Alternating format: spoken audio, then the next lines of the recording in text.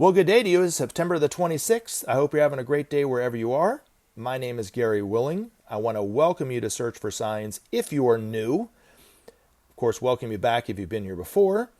Now, if you haven't noticed, in the description portion of every one of these videos are links. And if you want to know more about this information, if you want to see if there's any truth to it for yourself, I do think that those websites that I put links to in the description portion of these videos will at least get you started in that direction. So check them out if you want. They're there for you if you want or not. All right. Now, I also would like to thank those people who commented since the last time I put a video up. Tenacious Eidolon, Somebody, Rick M, and Spirit Watcher 178. Thank you for commenting. And I also want to address a comment that was from a few days ago from Zach Laney.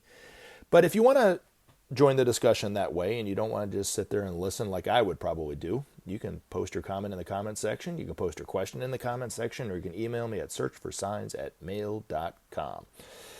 Now, somebody commented, and it might be somebody you know, was commenting about a video I put up entitled Maitreya's Star, Is It Still Going On? I want to read the comment and then I'll kind of talk about it. He says, I have one on my channel. It's the only video. I don't know whether it's from 2020. It didn't move, and it was hard to get my phone to focus, but you can see. It looks like the Merkaba, St. Louis. Well, anyway, thank you very much for that, somebody, whoever you are. Now, what he's talking about, and what I was talking about in the video he was commenting, was that in 2009, Benjamin Creme made this announcement that there would start to appear at that time a star-like luminary in the sky that was going to look like a star, but not be a star. It was going to be a spaceship, or actually 4 spaceships. And it would eventually herald the first interview of Maitreya at some point that year. Now, what eventually happened was, according to Benjamin Creme, it culminated with the Norwegian spiral.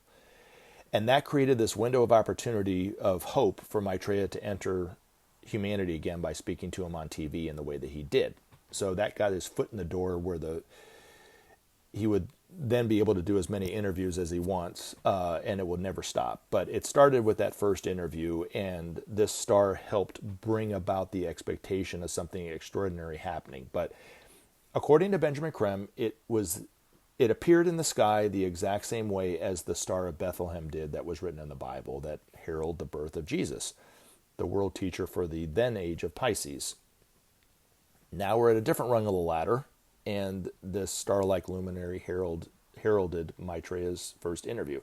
Now, when that was published, that this would happen, Share International got flooded with a bunch of photographs from all over the world, taken from various people, of this strange happening in the sky. There were independent reports that happened in the news and different websites. People talked about this strange thing that was starting to appear in the sky. They didn't know what it was, of course.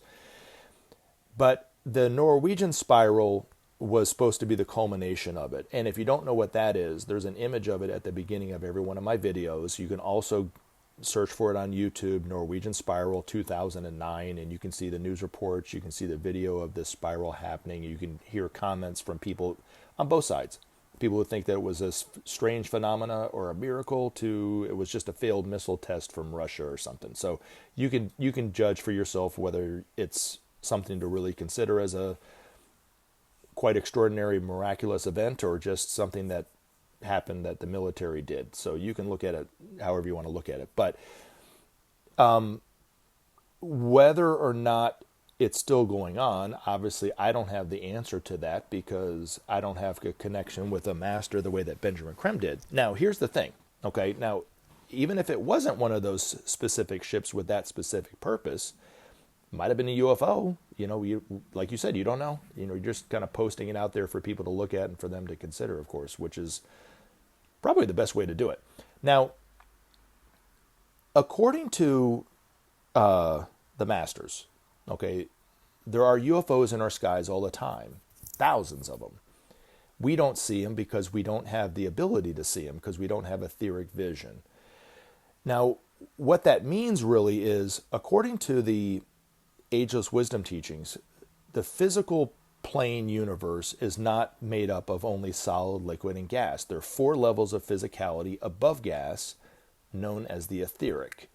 It was scientifically proven by a man named Wilhelm Reich. He proved the existence of the lowest level of etheric. He called it the orgon.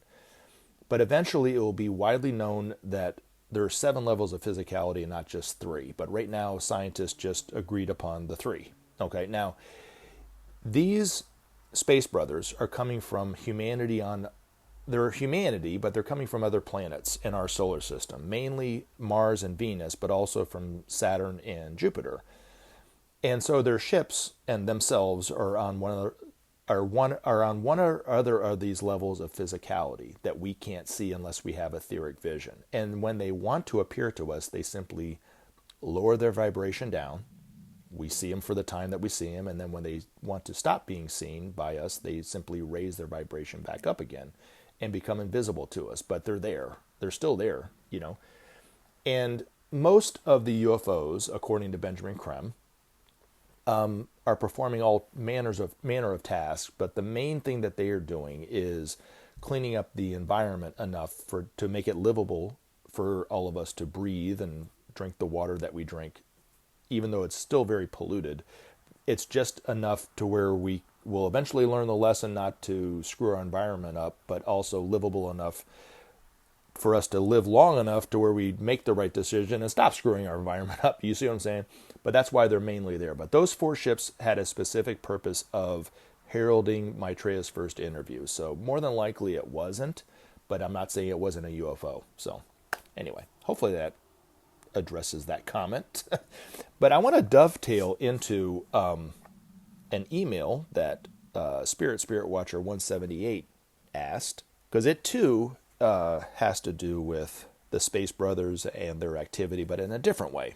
Okay, now, in the last video, I think, I was asked a question about the current incarnation of Abraham Lincoln and what was he doing and that kind of thing. And I went so far as to discuss who and what Benjamin Creme said he was and where Abraham Lincoln was from and what his work that he was doing now.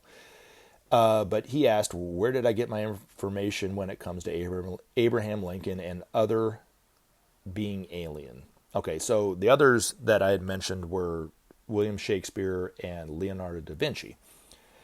Now, the information that I'm getting and where it came from was from Benjamin Creme. So and you can read it in his books. He talks about Abraham Lincoln and all that kind of stuff. But according to Benjamin Creme, Abraham Lincoln was not from this planet.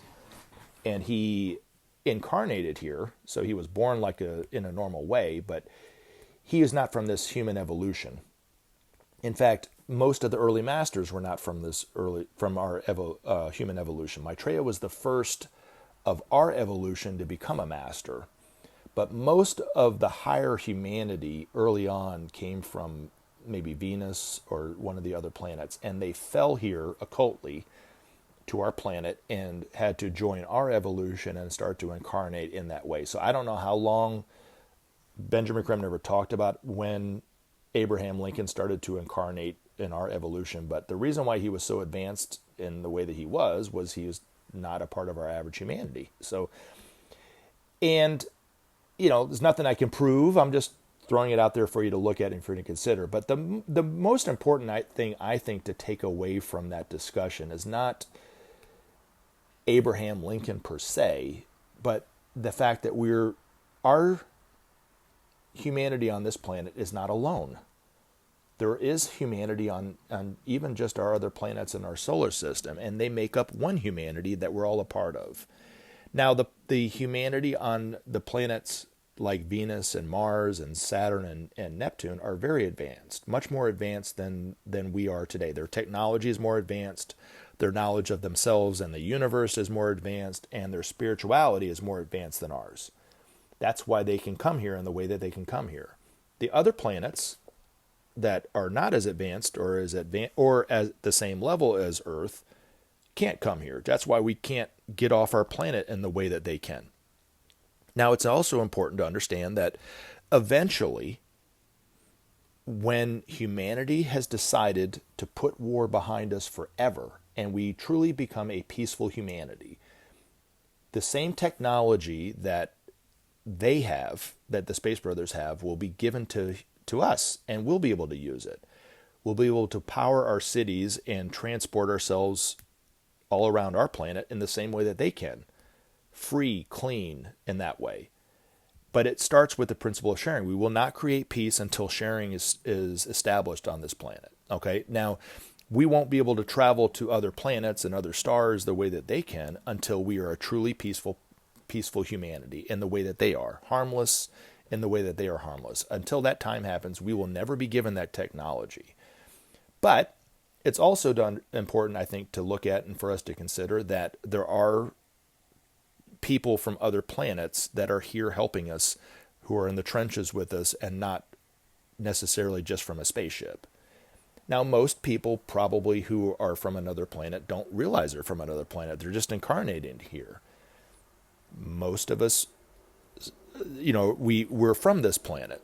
So I'm not saying that the majority of people who are listening to this are from another planet or anything like that, but the majority of us are from this human evolution on this planet. But there are some who aren't, and they incarnated over several lifetimes, and eventually we either go back to where they're from or become a perfected member of humanity on this planet or whatever. So that's just kind of how it works. Now, Abraham Lincoln was from a planet that we're not familiar with because it's on the other side of the sun.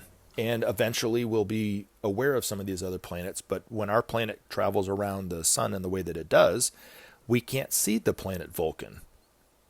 If you're familiar with Star Trek, that's not the same Vulcan. It's just the same name. But that's where he apparently came from. Leonardo da Vinci came from the planet Mercury, which is a very advanced planet, the closest to the sun, kind of thing. So anyway, but again, just something to look at and to consider. It's not really that important to know yet, but just hopefully to give a little bit of hope and a little less, to dispel a little bit of fear that somebody might have about what they consider to be aliens, which I don't consider the people that come from other planets aliens. They're our brothers. They're our space brothers and sisters. So all a part of the same humanity. That's the most important thing to take away from that discussion. So anyway, now I had 3 comments that might seem very similar, but I can kind of group them together because I think they're important. Tenacious Eidolon asked, why is this the first time hearing of Maitreya? Spirit Watcher 178 was talking about, because he had commented, or he had asked a question about an antichrist figure that he was believing was the Antichrist, and I suggested to him not to waste his time and thinking of such things, just throwing it out there for him to look at. And then he said, well, when it comes to wasting my time, Uncle Gary, come on, it's my hobby, my kind of fun looking into this. All right, so that was the other comment. And then Zach Laney said, thanks for sharing, brother. Crazy how few know of this material. I've shared with dozens and not one has fully taken it in and comprehended it. I keep sharing. So I wanted to talk about all 3 of these together. Okay, now the reason why I'm grouping them together is, one, Zach Laney talked about sharing this information. I do think it's important, if you believe this on any level, to talk about it with people. You don't have to put yourself out there the way that I do, but you can talk about it in some way, shape, or form, okay? Because you're helping to dispel fear, but you're also helping to instill hope in people by telling them that I think we can get through this. I think even though it might seem hopeless and so troublesome that we're never going to get through this struggle that we have, together as a humanity, we're going to get through this. Now, you might not believe 100% in what I believe and who I believe Maitreya to be. That's not important. But by spreading hope, you are doing great work in the people's lives that you're spreading hope. And, but when it comes to sharing this information, people don't need to comprehend it or take it in. Just tell them about it and move on.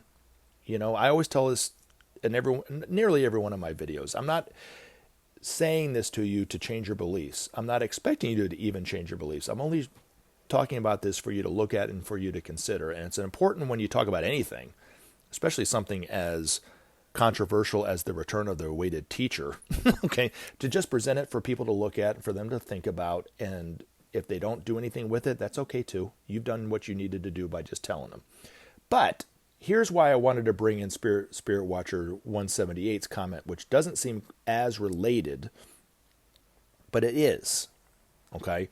Because when he was talking about this Antichrist figure, okay, and you might not be at all interested in the Antichrist, which is understandable.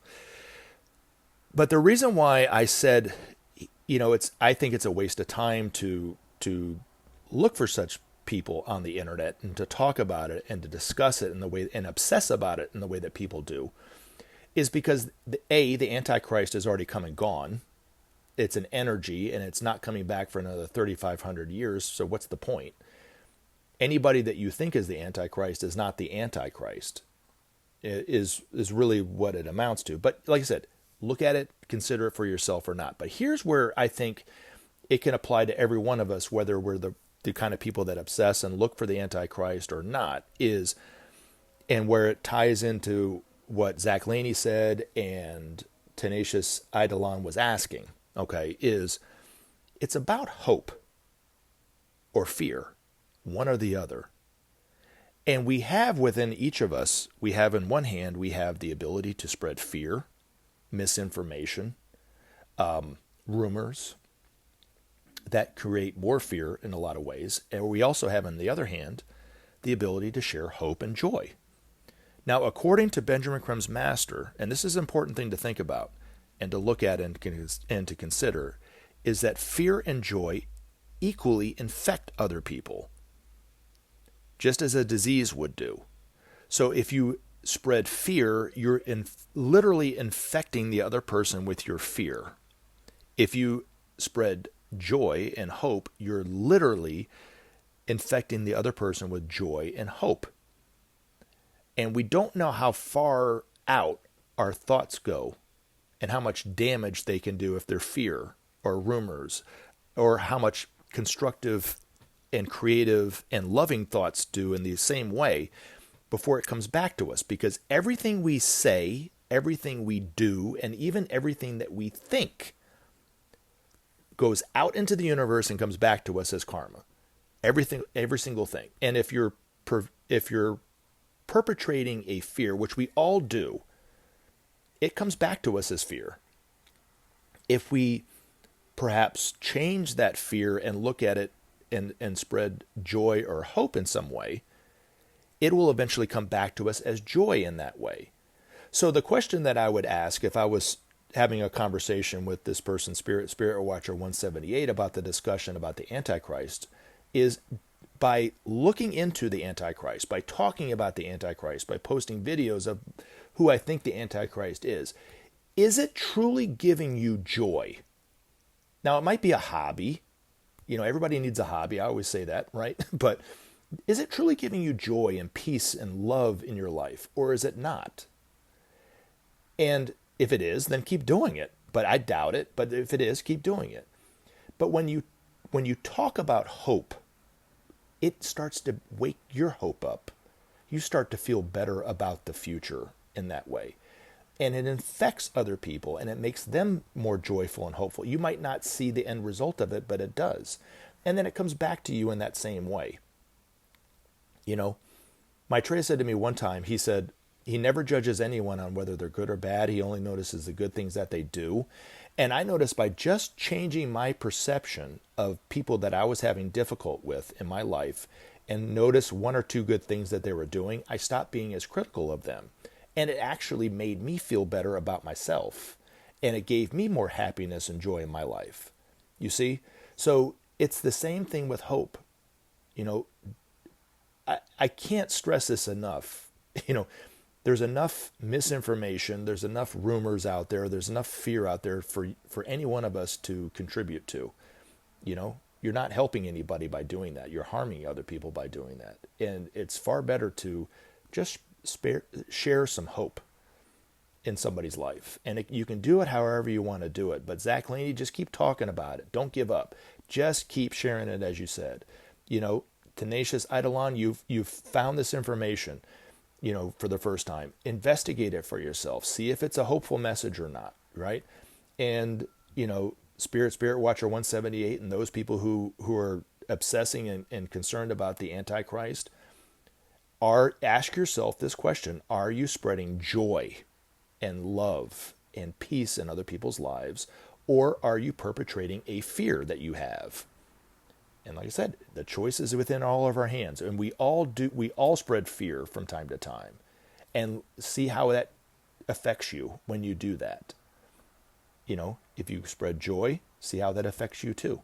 So those are my thoughts.